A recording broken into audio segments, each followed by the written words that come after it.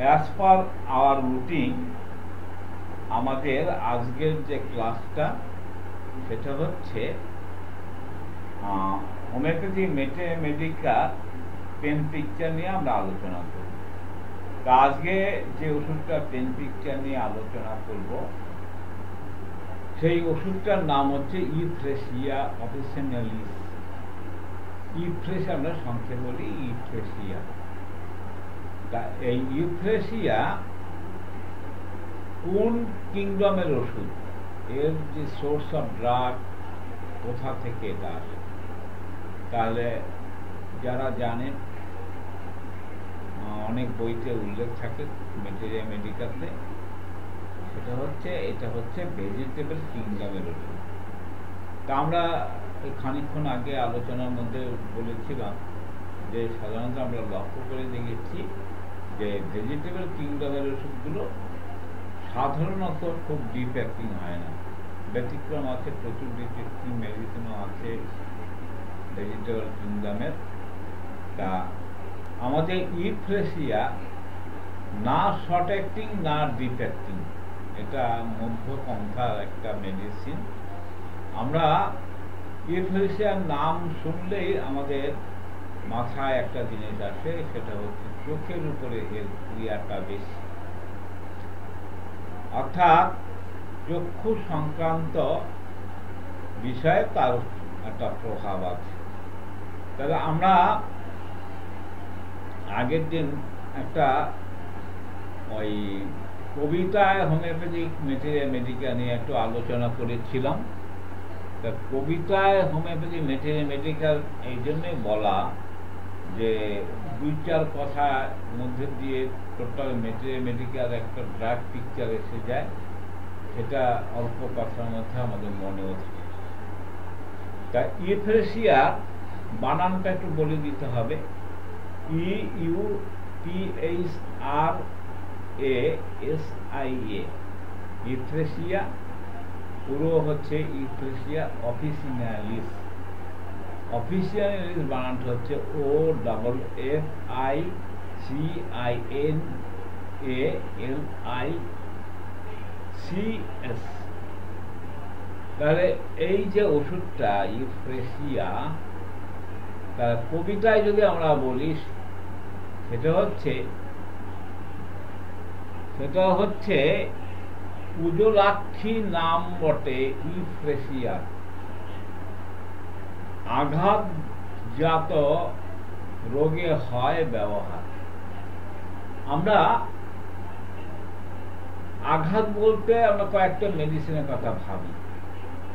প্রথম যেটা আজকাল দেখা যায়, আমি লক্ষ্য করে দেখেছি যারা হোমিওপ্যাথি বই পড়াশোনা করেনি, একেবারে লেম্যান, তারাও দেখি একটু চোটফোট লাগলে, কোনো আঘাত লাগলে বলে আর্নিকা খেয়ে নি। গায়ে একটা আঁচিল টাচিল হলে তারা বলে থুজা খেয়ে নি। তা এখন এটা খেয়ে যারা খায় এভাবে তারা কিছু উপকারও পায়, একেবারে উপকার পায় না যে তা নয়, উপকারও পায়। এবার হচ্ছে অর্থাৎ আমি যেটা বলতে চাইছি যে আঘাতজনিত বিষয় থাকলে আমরা ধরে নিই আর্নিকা। তা আর্নিকা ছাড়াও কিন্তু আঘাতের জন্য যারা রেপার্টরি পড়েছেন তারা জানেন যে আঘাতে বহু রকম মানে পজিশনে আঘাতের ব্যাপার থাকে, আঘাতের বহু ক্যারেক্টার থাকে, ভিন্ন ভিন্ন ক্যারেক্টারের জন্য ভিন্ন ভিন্ন ওষুধ আছে। তা আমরা সুবিধার জন্য দুই চারটে উদাহরণ দিই। সেটা হচ্ছে আঘাত। তা আঘাতে কি শুধুই আর্নিকা ব্যবহার হয়? আঘাতে কি আমরা সিনফাইটাম ব্যবহার করি না? আঘাতে কি আমরা রাস্টক ব্যবহার করি না? আঘাতে আমরা আরো অনেক ওষুধ ব্যবহার করি। তাহলে আঘাতে আমরা যে ওষুধগুলো ব্যবহার করি, তা আর্নিকাটা কখন ব্যবহার করি? আর্নিকাটা ব্যবহার করি যখন আমাদের কোনো আঘাতে যদি মাসেলটা আক্রান্ত হয়, অর্থাৎ মাসেলের উপর সিমটমস দেখা যায়, কোনো ব্যথা যন্ত্রণা মাসেলের হয়, তাহলে আমরা আর্নিকাটা চিন্তা ভাবনা করতে পারি। তা সেখানেও আবার একটা মজার ব্যাপার আছে যে মাসেলে পেন হলে আমরা শুধু আর্নিকা দেব না, সেখানে কিন্তু আমরা রাষ্ট্রকও দিতে পারি। তাহলে রাষ্ট্রকও দিতে পারি, আবার আর্নিকাও দিতে পারি। তাহলে আর্নিকা কখন দেব, রাষ্ট্র কখন দেব? আর্নিকা মাসেল পেন আছে, রাষ্ট্রকা মাসেল পেন আছে। তাহলে দুটো পেনের মধ্যে আমরা ফারাকটা কোথায় খুঁজে পাবো, কিভাবে খুঁজে পাবো? আর্নিকার আঘাতে যে মাসেলটা যন্ত্রণা হয়, ব্যথা আছে, সেখানে কিন্তু হাত দিতে দেয় না। সেখানে অর্থাৎ চাপ চুপ দিলে তার যন্ত্রণাটা বেশি হয়, অর্থাৎ অ্যাগ্রাভেটেড বাই এনি টাচ। আর রাষ্ট্রকের ক্ষেত্রে হচ্ছে ঠিক উল্টোটা। রাষ্ট্রকের ক্ষেত্রে হচ্ছে যে আঘাতের জন্য সেখানে যদি টিপে টিপে দেওয়া হয়, মাসেল মানে ম্যাসেজ করা হয়, তাহলে সে আরাম বোধ করে। তাহলে আমরা বুঝতে পারছি যে আঘাত হলেই যে আমরা আর্নিকা দেবো তা নয়। এবার হচ্ছে আবার আঘাতের ফলে যদি আমাদের হাড় এফেক্ট হয়, বোন যদি এফেক্ট হয়, সেই ক্ষেত্রে আমরা কিন্তু যে ওষুধটা দেব সেটা হচ্ছে সিমফাইটান। আবার আঘাতে আমরা বেলেডোনা দিতে পারি।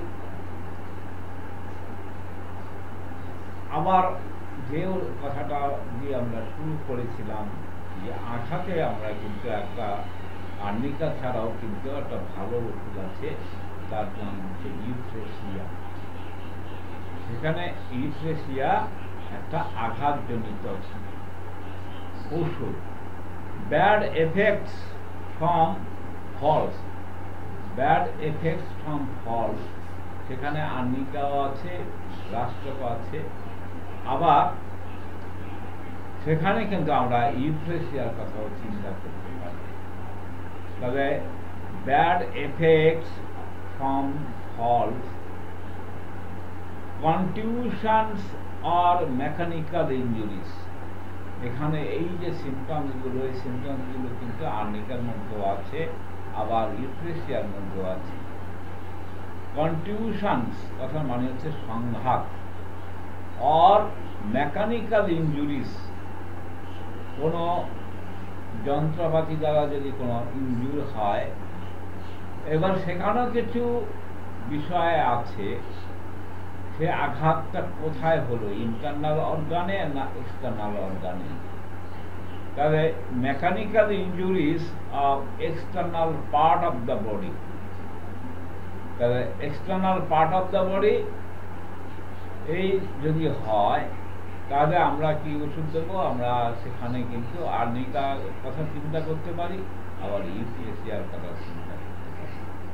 তাহলে আমরা কবিতা বলতে গিয়ে যেটা বলছি, উজলাক্ষী নাম বটে ইউথ্রেসিয়া, আঘাতাদি রোগে হয় ব্যবহার। তাহলে আঘাত হলেই আমরা স্পেসিফিক, এখানে হচ্ছে আমাদের পার্থক্য, যেটা আমি বারবার আমাদের স্টুডেন্টদের বলার চেষ্টা করি। অনেকে কেউ 3 বছর 4 বছর হোমিওপ্যাথি চর্চা করছে, কোনো মানে মেডিকেল কলেজে তারা ডিগ্রি নিতে চলেছে, তাও কিন্তু তাদের মধ্যে এখনো ব্রেন থেকে ওই জিনিসটা যায়নি যে স্পেসিফিক ওষুধ, স্পেসিফিক ওষুধের চিন্তা ভাবনাটা অনেকের মাথা থেকে যায়নি। কিন্তু হোমিওপ্যাথি শিখতে গেলে মাথা থেকে আগে স্পেসিফিক ওষুধের চিন্তা ভাবনাটা দূর করতে হবে, যেটা আমরা 1000বার বলছি, homeopathy the patient not disease as per totality of symptoms. তাহলে আমরা ব্যক্তি স্বাতন্ত্রীকরণ করে হোমিওপ্যাথি চিকিৎসা করি, এবং সেই চিকিৎসাটা হবে single medicine, single dose. As per totality of সিমটমসে ওষুধ সিলেকশন করে আমরা সিঙ্গেল ডোজ, সিঙ্গেল মেডিসিন করি। তাহলে এখানে আমরা ইউথ্রেসিয়ার মধ্যে করতে গিয়ে আমরা কিন্তু আরো কয়েকটা মেডিসিন সম্বন্ধে আমাদের ধারণা তৈরি হলো।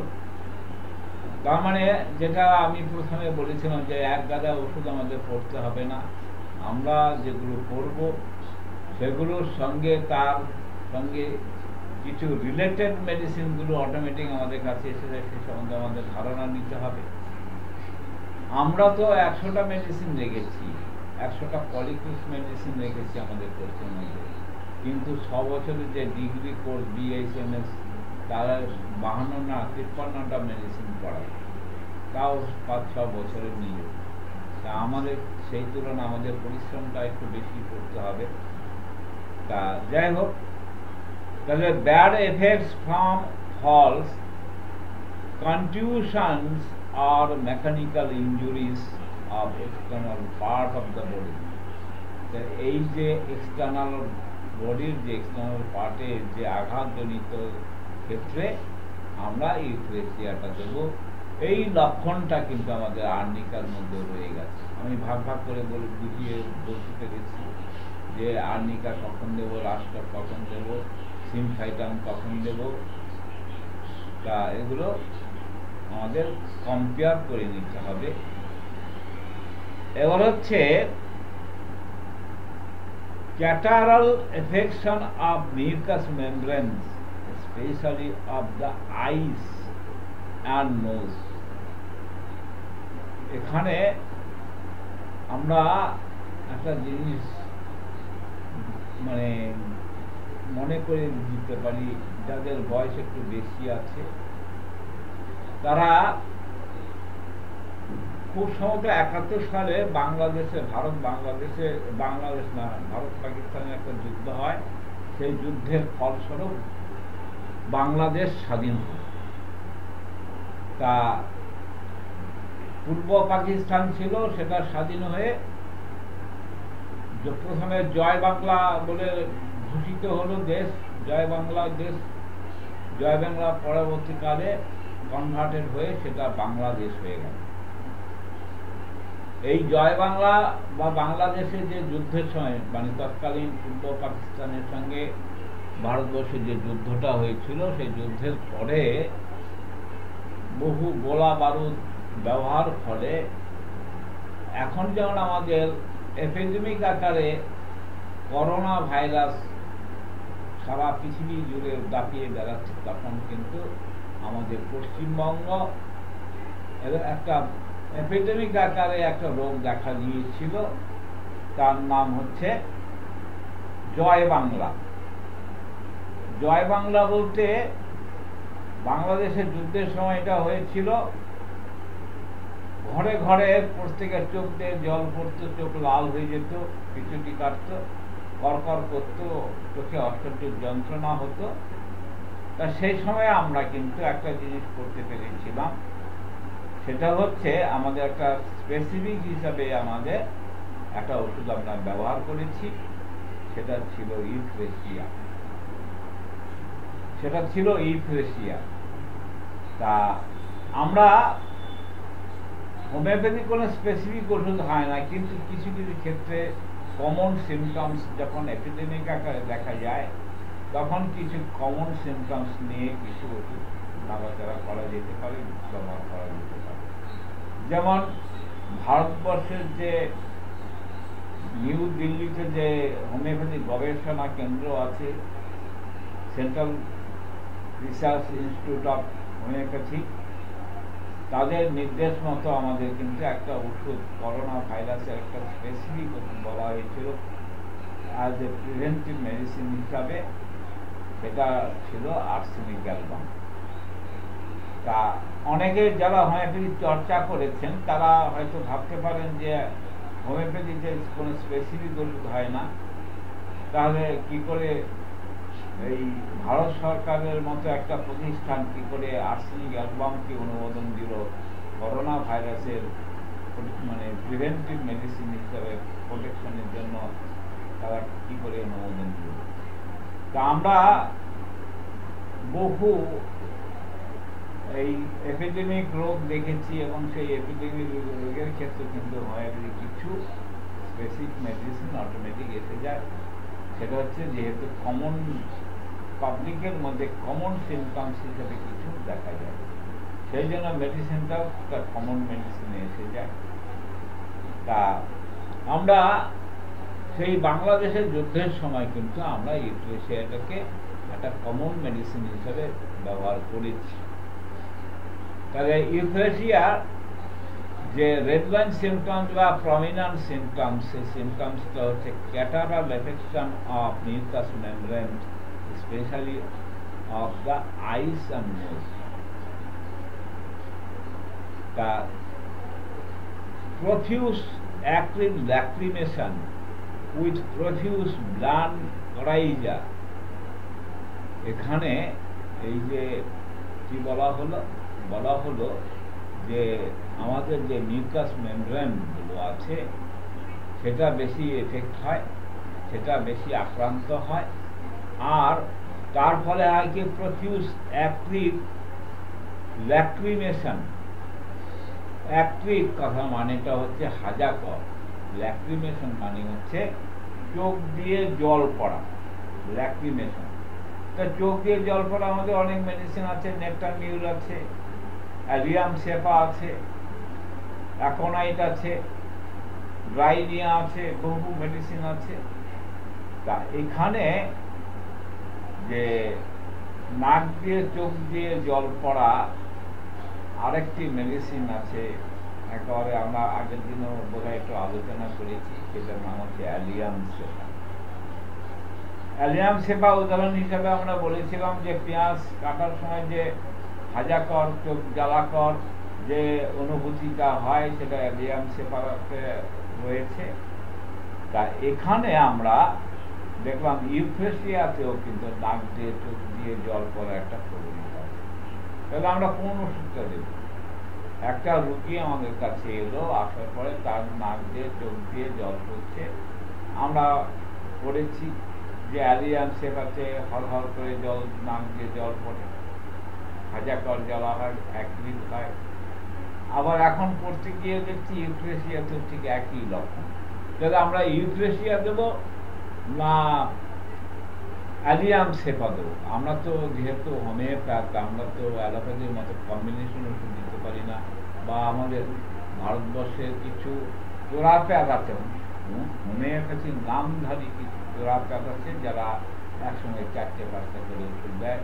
এবং আপনারা অবাক হয়ে যাবেন, ভারতবর্ষের নাম করা একজন চিকিৎসক, আমি নাম করেই বলছি, পি ব্যানার্জি, যে নাকি এখন বোধহয় 3,000 না 4,000 টাকা ফি নেয়, সেও কিন্তু একসঙ্গে 15টা 16টা হোমিওপ্যাথিক ওষুধ একসঙ্গে প্রেসক্রাইব করে, যেটা হোমিওপ্যাথি নীতি বিরুদ্ধ অহোমিওপ্যাথি চিকিৎসা। এখন পাবলিক জানে না, তাই তারা ছোটে। এগুলো সম্পূর্ণ অবৈজ্ঞানিক এবং অহোমিওপ্যাথিক চিকিৎসা পদ্ধতি। তা আমরা এখানে কম্পেয়ার করব যে নাক দিয়ে চোখ দিয়ে জল পড়াটা হচ্ছে অ্যালিয়াম সেপার মধ্যেও আছে, আবার ইউথ্রেশিয়ার মধ্যেও আছে। তাহলে ইউথ্রেশিয়ার মধ্যে আছে, অ্যালিয়াম সেপার মধ্যে আছে। আমরা কবিতায় যদি বলি তাহলে কি বলবো? অশ্রু দ্বারা অবিরত অল্প নাশা সাপ, অ্যালিয়ামে তার কিন্তু বিপরীত ভাব। তাহলে আমরা অ্যালিয়াম সেপার কথা বললাম। তাই অ্যালিয়াম সেপাতেও নাক দিয়ে চোখ দিয়ে জল পড়ে, আবার ইউথ্রেশিয়ার মধ্যেও নাক দিয়ে চোখ দিয়ে জল পড়ে। তাহলে কবিতায় কিন্তু আমরা মনে রাখার জন্য কত সুন্দরভাবে বলা হয়েছে যে অশ্রুধারা অবিরত, অশ্রুধারা অবিরত অল্প নাশা সাপ। তাহলে অ্যালিয়াম সেপার সঙ্গে ফারাকটা কোথায় আছে? অ্যালিয়াম সেপাতে আছে যে তার নাক দিয়ে হরহর করে কাছে জল পড়ে, চোখ দিয়ে অতটা পড়ে না, চোখ দিয়ে পড়ে কম। আর ইউথ্রেশিয়ার মধ্যে যেটা রয়েছে সেটা হচ্ছে অশ্রুধারা অবিরত অল্প নাশা সাপ। নাক দিয়ে জল পড়ে কিন্তু সেটা কম, চোখ দিয়ে জল পড়াটা বেশি। আর অ্যালিয়াম সেপাটার কিন্তু বিপরীত ভাব। অ্যালিয়াম সেপা হচ্ছে ইউফ্রেসিয়ার যা যা আছে তার সম্পূর্ণ বিপরীত। তাহলে ইউফ্রেসিয়ার মধ্যে রয়েছে কি? ইউফ্রেসিয়ার মধ্যে রয়েছে তার চোখ দিয়ে জল পড়ে বেশি, নাক দিয়ে জল পড়ে কম। জল পড়ে না তা নয়, নাক দিয়ে জল পড়ে, নাক দিয়ে জল পড়ে কম আর চোখ দিয়ে জল পড়ে বেশি। আর অ্যালিয়াম সেপাতে ঠিক উল্টোটা, অ্যালিয়াম সেপাতে চোখ দিয়ে জল পড়ে কম, নাক দিয়ে জল পড়ে বেশি। তাহলে আমরা কবিতায় যদি আমরা আলোচনা করি তাহলে কিন্তু আমাদের কথাটা খুব তাড়াতাড়ি মনে থাকবে।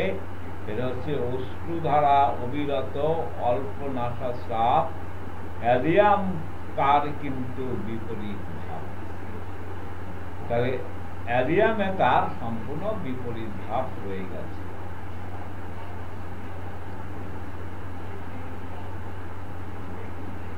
The eyes water all the time and are agglutinated in the morning margins of the lip red. তাহলে আমরা একটা জিনিস দেখি, যাদের চোখ ওঠে, চোখ ওঠার সময় চোখ বন্ধ হয়ে যায়। কারো যদি কোনো মানে ছোটবেলায় চোখ উঠে থাকে, চোখ ওঠা বলতে আমরা চোখের যে ইয়েটা বলছি, তাহলে দেখা গেছে যে রাতে ঘুমিয়ে আছে, চোখ বন্ধ হয়ে আছে, আর সে চোখ খোলা যাচ্ছে না। কোনো ভিজা ন্যাকড়া দিয়ে ভালো করে ঘষে ঘষে মুছে নিলে তারপরে চোখটা খুলছে। এটা হচ্ছে অ্যাগ্লুটিনেটেড, অর্থাৎ চোখ জড়িয়ে যায়, জড়িত হয়ে যায়।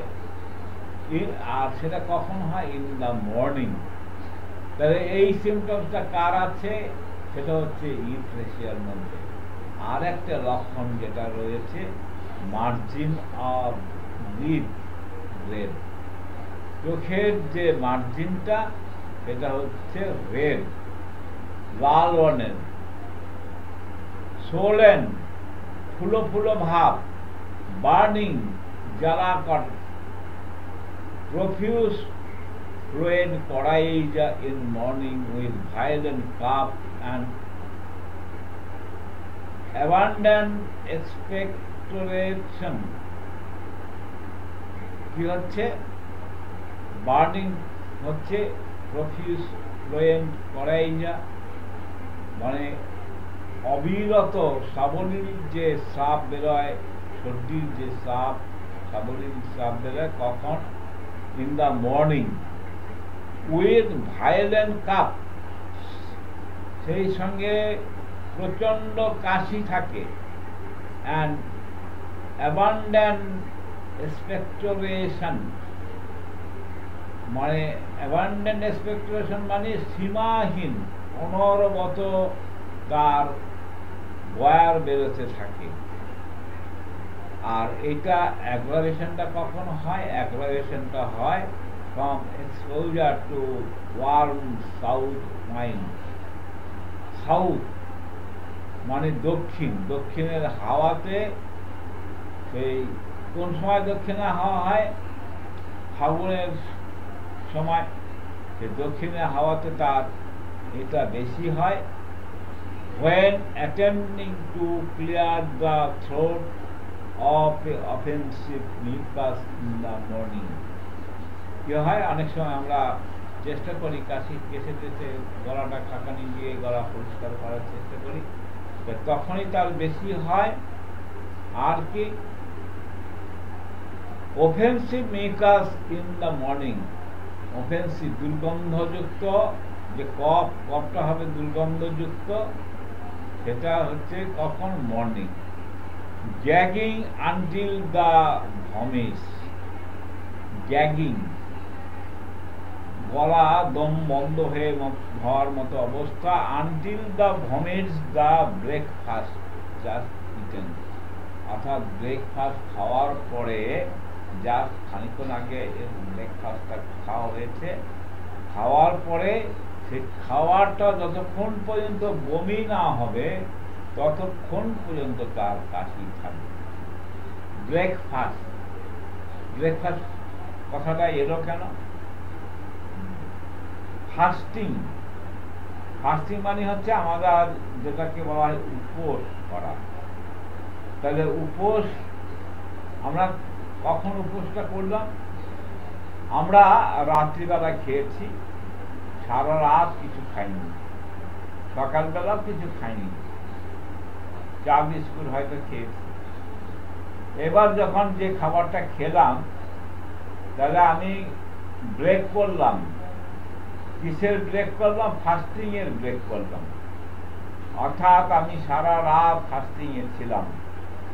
ফাস্টিং এর পর আমি সেই ফাস্টিংটা ব্রেক করলাম, সেই জন্য এটার নাম হচ্ছে ব্রেকফাস্ট। তাই ব্রেকফাস্টের পরে তার একটা বমি বমি ভাব, এবং সেটা যতক্ষণ পর্যন্ত বমিটা না হবে ততক্ষণ পর্যন্ত তার এই ভাবটা থেকে যাবে, এবং সে খাওয়ার পরে এই বমি ভাবটা। আমরা একটা ওষুধের নাক ভূমিকার মধ্যে একটা লক্ষণ দেখি যে অনেক সময় রোগীরা করে কি, কোনো ভাত বা কোনো কিছু খাওয়ার পরে কেউ কেউ আবার খেতে খেতে অর্ধেক পথে খাওয়া রেখে দিয়ে পায়খানা করে আসে। তাহলে এই যে পায়খানা করার খাওয়ার পরপরই যে পায়খানা করার প্রবণতা, এটা আমাদের নাকভূমির মধ্যে আছে। নাকভূম বলতে নাকভূমিকা। তা profuse expectoration of mucus by voluntary hacking. Profuse expectoration of mucus. তা কফ কাশির সময় বেশ কিছু কফ বেরিয়ে আসে, মিউকাস বাই ভলেন্টারি হ্যাকিং। এটা কখন বাড়ে? এইটা বাড়ে হচ্ছে অন রাইজিং ইন মর্নিং। সকালবেলা আমরা ঘুম ভাঙার পরে যখন বিছানা থেকে উঠি, সেই সকালবেলায় তার এটা বাড়ে। আর একটা খুব পিকুলার সিমটমস রয়েছে ইউথ্রেশিয়ার মধ্যে, এটা হচ্ছে মহিলাদের ক্ষেত্রে একটা অ্যামোনেরিয়া দেখা যায়। অ্যামোনেরিয়া কথার মানেটা কি? অ্যামোনেরিয়া কথা মানে হচ্ছে অ্যাবসেন্স অফ মেনস্ট্রুয়েশন। মেয়েদের মেনস্ট্রুয়েশনটা কখন হয়? একটা পিরিয়ডে মেনস্ট্রুয়েশনটা হয়, সেই পিরিয়ডটাকে আমরা বলি পিউবার্টি পিরিয়ড। পিউবার্টি পিরিয়ড কতদিন থাকে? অর্থাৎ তার যৌবনকাল যতদিন থাকবে সেই সময়টা তার পিউবার্টি টাইম। কোনো কোনো মেয়েদের 11-12 বছরের মধ্যে প্রথম মাসিক দেখা যায়, সেই মাসিকটার নাম হচ্ছে মিনার্কি। এই মিনার্কির পরে তার আনটিল মেনোপজ পর্যন্ত, যতদিন পর্যন্ত রজরোধ বা মাসিক স্রাব বন্ধ না হবে ততদিন পর্যন্ত এই যে পিরিয়ড, এটাকে বলা হয় পিউবার্টি পিরিয়ড। তাহলে এই যে পিউবার্টি পিরিয়ডে তার কিন্তু সন্তান উৎপাদন করার ক্ষমতাটা হয়।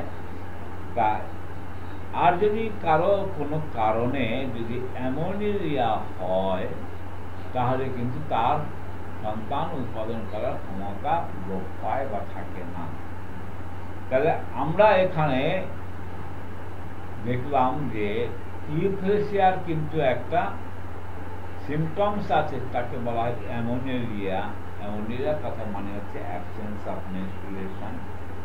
এই অ্যাবসেন্স অফ মেনস্ট্রুয়েশন অনেক কারণ আছে। আমরা যখন গাইনোকোলজি নিয়ে যখন আলোচনা করব, তখন কি কি কারণে অ্যামোনেরিয়া হয় সেগুলো নিয়ে আমরা ব্যাখ্যা করব। এখন আমরা যেহেতু হোমিওপ্যাথি ম্যাটেরিয়ামেটিকা পড়ছি, সেই জন্য আমরা ম্যাটেরিয়াল দৃষ্টিভঙ্গিতে আমরা আলোচনা করব। অ্যামোনেরিয়া আছে যেটা হচ্ছে ইউথ্রেশিয়ার মধ্যে, সেই তার মধ্যে একটা লক্ষণ আছে। সেই লক্ষণটা কি? লক্ষণটা হচ্ছে with catarrhal symptoms of eyes and nose. সর্দি কাশি লাগার মতো একটা ক্যাটারাল সিমটমস, নাক আর চোখে প্রফিউজ ল্যাক্রিমেশন, এখানে প্রফিউজ সাজাকর ল্যাক্রিমেশন, চোখ দিয়ে জল পড়া একটা প্রবণতা আছে। মেন্স পেনফুল, আমরা যে পেনফুল মেনস্ট্রুয়েশনকে আমরা গাইনোকোলজিতে আলোচনা করবো, তবু একটু আভাস দিয়ে দিই। সেটা হচ্ছে পেনফুল মেনস্ট্রুয়েশন বিভিন্ন কারণে হয়, মিউকাসের জন্য হয়, আরো অনেক কারণ আছে, ইনফেকশনের জন্য হয়, ওয়ার্মের জন্য হয়, সেগুলো আমরা বিস্তারিতভাবেই আলোচনা করব সেই আমাদের ক্লাসের সময়। তা এখানে হচ্ছে catarrhal symptoms of eyes and nose, এই যে অ্যামোনেরিয়ার সঙ্গে কিছু লক্ষণ দেখা গেল, সেটা হচ্ছে তার নাক আর চোখের কিছু সিমটমস হলো, অর্থাৎ সেখানে জল পড়ার একটা প্রবণতা আছে। প্রফিউজ ল্যাক্রিমেশন, সেখানে প্রচুর হাজাকর সাব নির্গত হয়। এবার হচ্ছে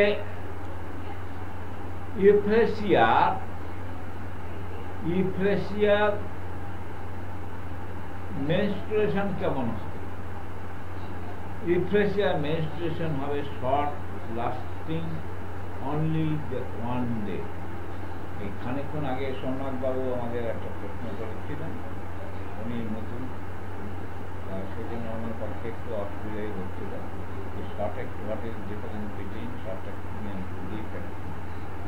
তবে শর্ট অ্যাক্টিং আমরা বলেছি যে ওষুধগুলো ক্রিয়া স্বল্প মেয়াদী তাদের বলা হয় শর্ট অ্যাক্টিং, আর যেগুলো ক্রিয়া দীর্ঘমেয়াদী তাদের বলা হয় deep acting medicine.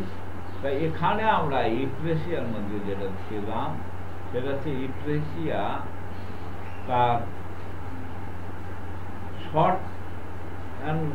Short lasting and irregular, তার এই সমস্ত মেনস্ট্রুয়েশনের ব্যাপারগুলো রয়েছে, প্রচন্ড শর্ট অ্যাক্টিং মেডিসিন এটা। আর আমরা আলোচনার মধ্যেও বলেছিলাম যে শর্ট অ্যাক্টিং মেডিসিন ঘন ঘন রিপিটেড ডোজে দিতে হয়। তা আমরা যদি ইউফ্রেসিয়াটা যখন ব্যবহার করব তখন কিন্তু আমরা রিপিটেড ডোজে চিন্তা করব।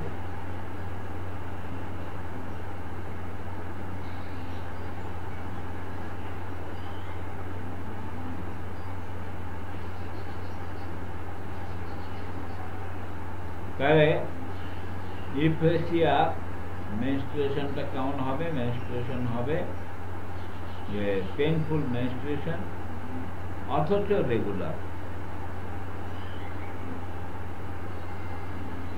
ইউফ্রেসিয়া মেনস্ট্রুয়েশনটা কিন্তু রেগুলার হয় কিন্তু পেনফুল মেনস্ট্রুয়েশনকে আমরা কি বলি?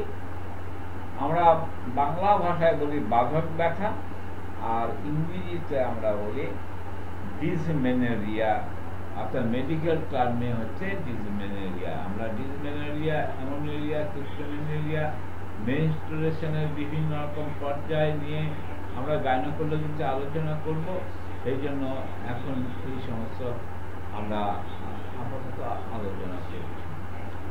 তাহলে দেখা গেল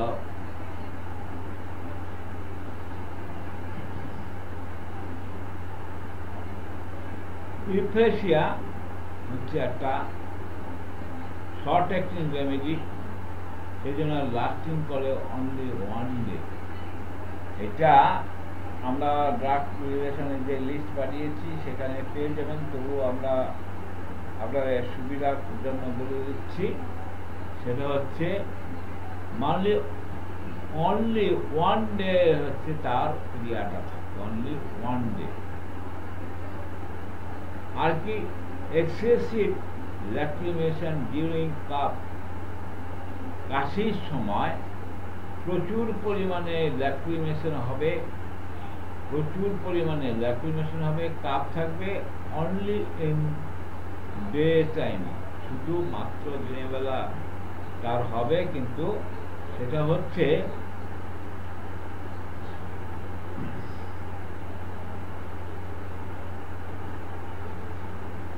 ডিউরিং কাফ।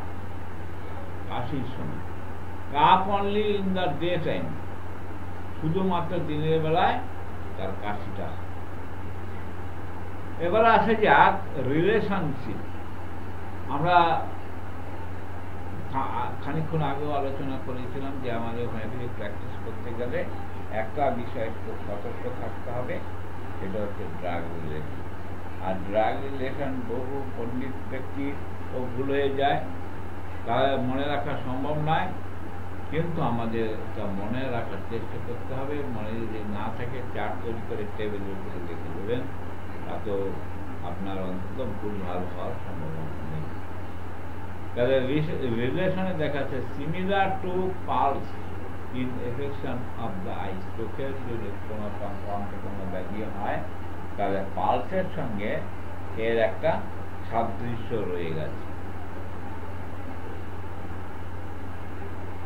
আর কি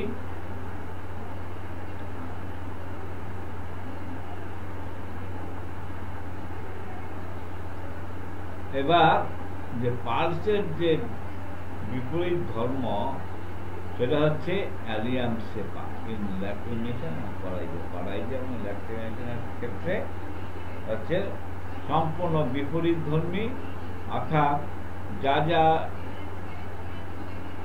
ইফ্রেশিয়া যা যা লক্ষণ আছে সমস্ত বিপরীত লক্ষণগুলো আছে ইফ্রেশিয়ার মধ্যে।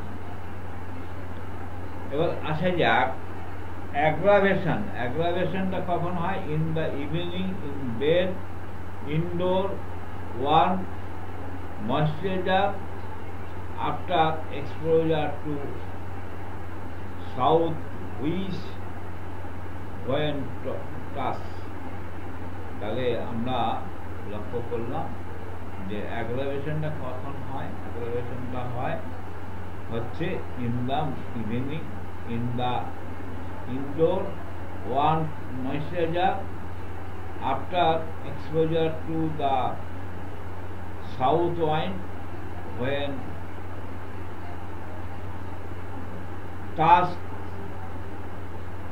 টাচে বৃদ্ধি হয়। আমরা জানি যে হিপার সালফেট টাচে বৃদ্ধি হয়, স্পর্শকাতর কোনো একটা জায়গা আক্রান্ত হলে তো সেন্সিটিভ হয়ে যায়। সেই সেন্সিটিভনেসটা যেমন রয়েছে তার এই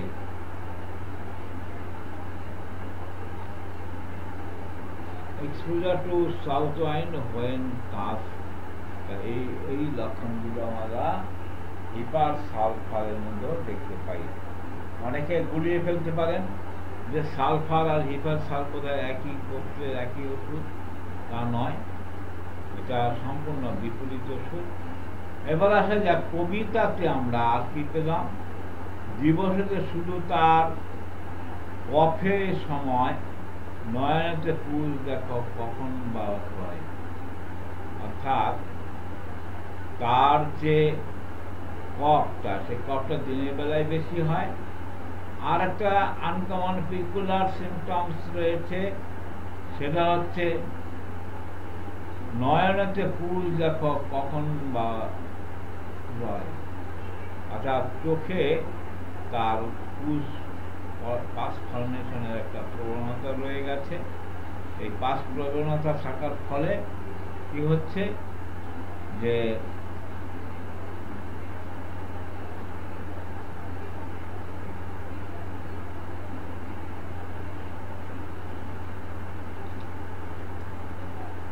এর ফলে আমাদের যে অসুবিধাটা হয় সেটা হচ্ছে দিবসেতে শুধু তার কফের সময়, সারাদিন ধরে সে শুধু কাশে আর কফ নির্গত হয়। নয়নেতে ফুল দেখো কখনো বা রয়, চোখে কখনো কখনো পুষ দেখা যায়, কখনো থাকে না। তাই চোখেতে কখনো কখনো মানে দেখো কখনো বা রয়, নয়নেতে ফুল দেখো কখনো বা রয়, চোখে পুষ দেখা যায়, আবার অনেক সময় দেখা যায় চোখ মুছে তার মধ্যেও তার পুষ রয়ে গেছে। তাহলে এই যে চোখে পুষ জমার যে প্রবণতাটা, চোখ বন্ধ হয়ে যাওয়ার যে প্রবণতা, পুজে বন্ধ হয়ে যাওয়ার যে প্রবণতাটা, এগুলো আমরা পাই হচ্ছে ইউফ্রেশিয়ার মধ্যে। তাহলে ইউফ্রেশিয়া আমরা কবিতা নিয়েও আলোচনা করলাম, আমরা বিস্তারিতভাবে আলোচনা করলাম। আগামী